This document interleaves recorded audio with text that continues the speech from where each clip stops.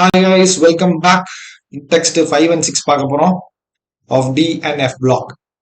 How would you account the irregular variation of ionization enthalpy? Ionization enthalpy first and second first electron எடுக்கிறதுக்கு பேர் first ionization. ஏன்னா அதுதான் அயனா மாறுது. Second electron எடுக்கிறது பேர் செகண்ட் ionization. ஏன் அப்படின்னா என்ன ரீசன்? கடைசி ஷெல்ல இருக்கிற எலக்ட்ரான்ஸ் தான் டி பிளாக்ல இப்போ 5 எலக்ட்ரான் இருந்துச்சுன்னா அதுல இருந்து எடுக்கிறது கஷ்டம்.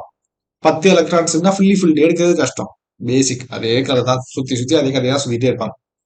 Irregular variation of ionization enthalpy because of the stability of 3D configuration. Because of the stability of 3D configuration differs to some extent. அதாவது இந்த சொன்ன D5 10D5 இதெல்லாம் எக்ஸெப்ஷனல் ஸ்டேபிளா இருக்கும். அதனால அது வந்து எடுக்கிறதா கஷ்டம்.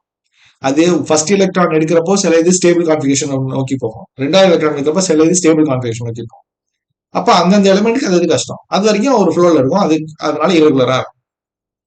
ஜென்ரலா ionisation energy increases with increasing nuclear charge. ஏன்னா நியூக்ளியர் சார்ஜ் கூட்டுறப்போ அட்ராக்ஷன் கூடுது. அப்போ சைஸ் புல் பண்ணும். அப்போ எலக்ட்ரான்ஸ் எடுக்கிறது கஷ்டம். Generally ionisation increases with effective nuclear charge.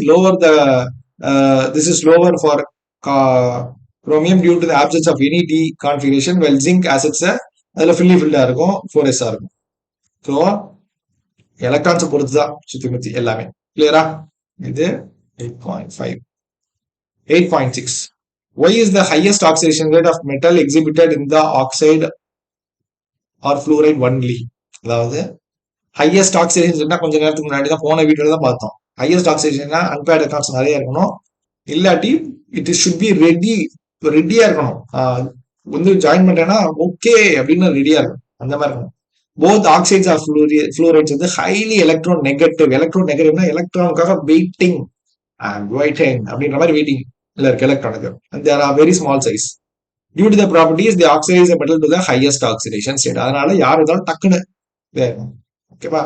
That is the main reason. Clear? Very simple. Around beating around the bush for simpler concepts. So get it.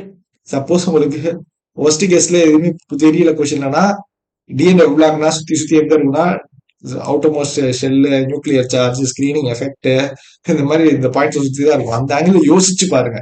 யோசிச்சு பார்த்தீங்கன்னா உங்களுக்கு ஆன்சர் ஆட்டோமேட்டிக்கா ஸ்ட்ரைக் ஆகும். வீடியோஸ்லாம் பார்த்தீங்கன்னா உங்களுக்கு கான்செப்ட்ஸும் நல்லா புரிஞ்சிருக்கும். ஆட்டோமேட்டிக்கா உங்களுக்கு ஆன்சர் ஸ்ட்ரைக் ஆகும். Okay, that's it for today. We'll meet in next video. Thank you.